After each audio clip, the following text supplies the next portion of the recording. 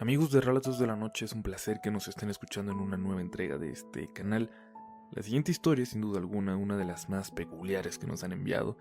Y bueno, a pesar de que sabemos que hay mucho misticismo, mucha energía alrededor de ciertos lugares en nuestro país y seguramente en toda Latinoamérica, y de las figuras que representan la cultura prehispánica, esta es una de las primeras historias que recibimos al respecto y sin lugar a dudas, de las más interesantes. Si ustedes o alguien que conocen tiene una historia similar, recuerden, no duden en compartirla. Mientras tanto, los dejamos con la historia de hoy y ya saben que están escuchando Relatos de la Noche. Saludos a todos los amigos del grupo. Lo que les voy a contar es por mucho lo más extraño que me ha sucedido. Al día de hoy, ni yo ni las personas con quienes viví esta experiencia tenemos explicación alguna, y cuando platicamos al respecto, es un tema que nos causa fascinación y horror por igual, aunque procuramos dejarlo lo más rápido posible. Los nombres en el relato son ficticios a petición expresa de ellos, y por último, sin más preámbulos, si alguien tiene información o le ocurrió algo similar, le agradecería infinitamente que me contacte por este medio.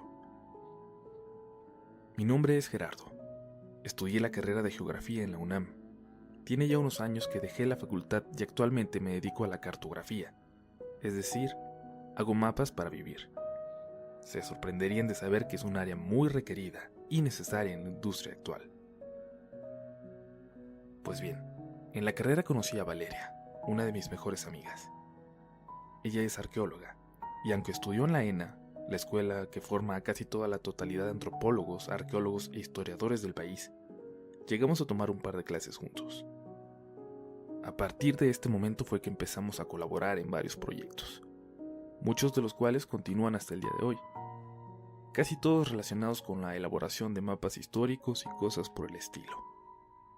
Ninguno de ellos tiene temática sobrenatural ni nada remotamente parecido, excepto el del dios Otomí, el nombre que le hemos dado a la investigación de campo de la que trata este relato.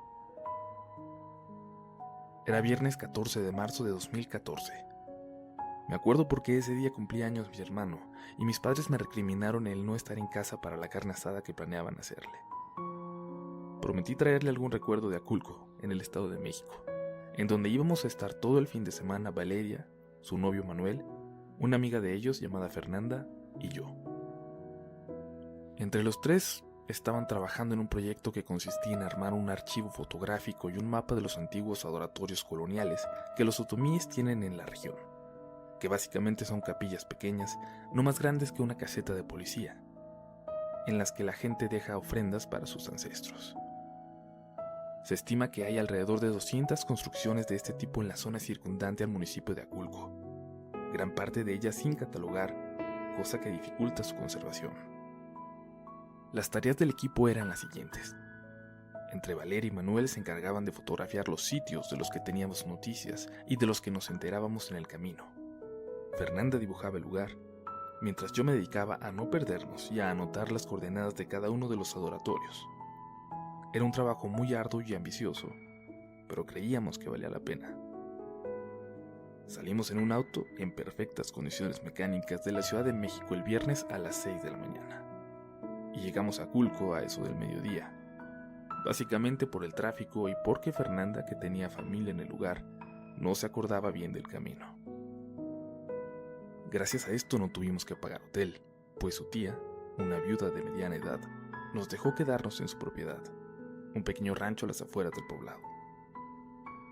Luego de una comida llena de quesos, conocimos a uno de los primos de Fernanda, Martín, quien se ofreció a darnos el recorrido en su camioneta, pues el camino de terracería de esa zona era mucho para el pequeño auto que nosotros llevábamos. Debo decir que hasta este momento todo pintaba muy agradable y no parecía que fuera a ser más que una práctica de campo cualquiera. El primer día transcurrió sin mayor dificultad. Encontrábamos un adoratorio, Valeria y Manuel tomaban fotos, Fernanda hacía el boceto y yo iba anotando las coordenadas en una libreta y en la computadora con ayuda de un GPS profesional que usaba para las cosas de la carrera. Incluso, íbamos bromeando sobre cómo sería el colmo que llegáramos a perdernos con tanta tecnología. Para el domingo en la mañana todo iba sobre ruedas. ya que teníamos registrados 38 de los 40 lugares que nos habíamos propuesto. Y si nos apurábamos, para antes de la tarde podríamos pasar un rato al pueblo y tomar un merecido descanso, del cual teníamos ganas desde el mismo día que llegamos. Es a partir de este momento que los sucesos toman un giro sobrenatural, casi como si estuviéramos destinados a vivir esas horribles horas. Habíamos ya terminado el archivo e íbamos de regreso a la casa de la tía de Fernanda, cuando nos encontramos a un ranchero amigo de Martín. Le platicamos brevemente lo que estábamos haciendo y entonces nos contó de lo que sonaba a un adoratorio, en un pequeño ojo de agua en el que solía llevar a su ganado. Aunque tenía varios años que ya no lo hacía, estaba bastante seguro que él era la única persona que conocía el sitio. El ojo de agua estaba en Peñón Ñandó, una zona boscosa que se compone de pequeños cerros. Se encuentra a unos 7 kilómetros al suroeste de Aculco y que de hecho vimos recién habíamos llegado al pueblo. Desde un principio decidimos no internarnos allí, pues no contábamos ni con el equipo ni con el tiempo. Pero ya que habíamos cumplido todo, creímos que un poco de aventura no nos vendría mal. Al final, después de hora y media de un camino accidentado, llegamos al lugar y descansamos un poco. Encontramos el pequeño ojo de agua y a continuación, un pequeño montículo de piedra que la verdad no encontrábamos caso fotografiar. Decepcionados un poco, nos disponíamos a partir cuando Martín encontró un camino de tierra, que llevaba a una pequeña zona sin árboles, y vio lo que parecía ser que estábamos buscando. En el área había un círculo casi perfecto de rocas cubiertas con maleza. Estas estaban colocadas una encima de la otra y formaban una especie de cerca con una altura de 20 centímetros. El diámetro era de 3 metros, y en el centro del círculo había una piedra irregular con grabados que suponemos servía como mesa o altar.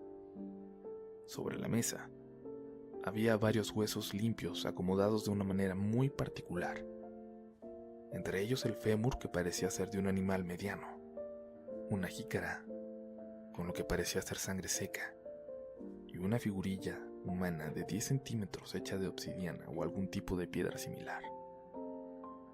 Al principio no sabíamos qué pensar, ya que si bien era una ofrenda y estaba en una zona otomí, esto no se parecía en nada a lo que nosotros estábamos presenciando.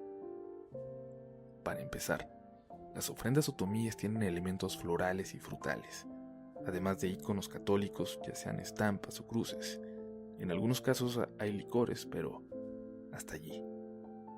Eso sin mencionar que ningún lugar fotografiado hasta ese momento nos había causado los escalofríos y el genuino terror que estábamos sintiendo. Después del shock, intentamos racionalizar y de momento creímos que algún loco estaba jugando al brujo y que era mejor irnos de allí cuanto antes si no queríamos ser chivos de sacrificio. Pero los grabados en la roca no eran lo que uno esperaría ver con la simbología ritual. Eran más bien símbolos abstractos que parecían ser muy antiguos.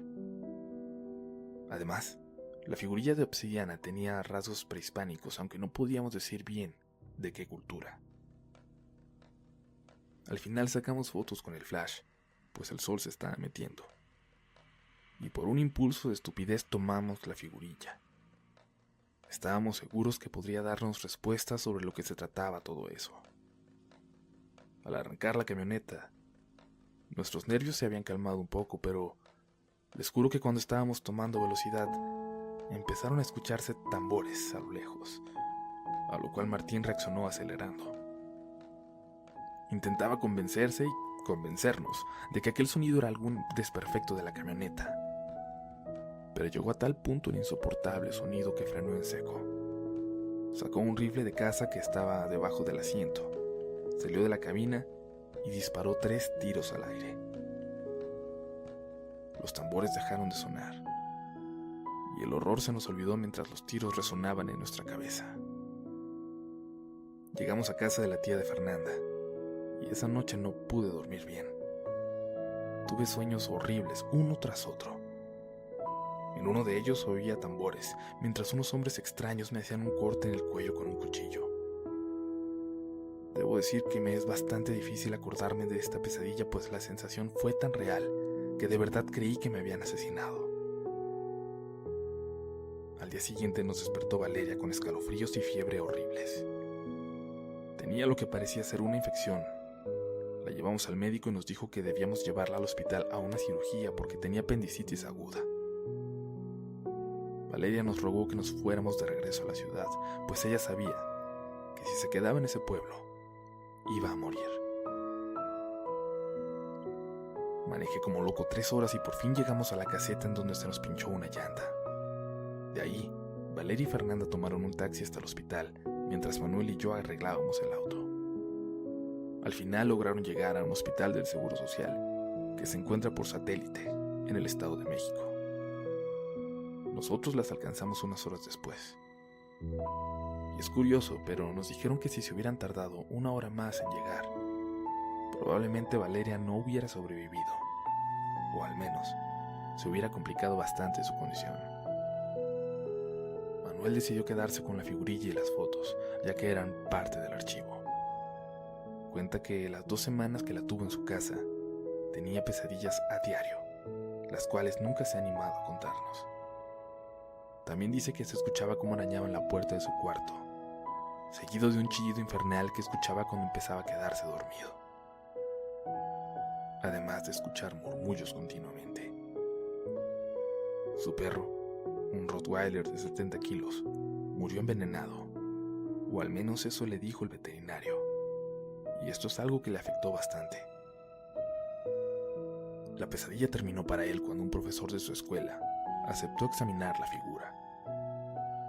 Su conclusión fue que ya que no había contexto, es decir, vasijas o restos de otro tipo, era muy difícil determinar de dónde venía y quiénes la habían fabricado. Aunque sí le pudo decir que era prehispánica y muy antigua, pero con poco valor histórico, pues era probable que fuera una pieza proveniente del saqueo. Lo último que supimos de la estatuilla es que se encuentra en una caja sin etiqueta, en algún anaquel perdido, en un almacén cualquiera de Lina. Manuel la donó para su estudio. Hasta el día de hoy no hemos tenido noticias de esa cosa y rogamos no tenerlas. El archivo fotográfico fue todo un éxito y les valió a mis amigos para llamar la atención de un investigador, y ahora trabajan con él.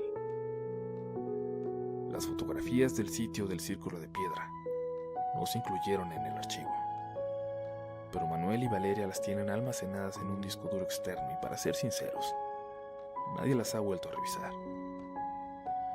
A pesar de que todos los de aquel grupo podríamos ser catalogados como ateos o escépticos, creemos que esas fotografías merecen ser tratadas con respeto y con cuidado, ya que en los bosques y montañas vírgenes de México hay antiguos y desconocidos dioses que han sido olvidados y que deben quedarse de esa manera.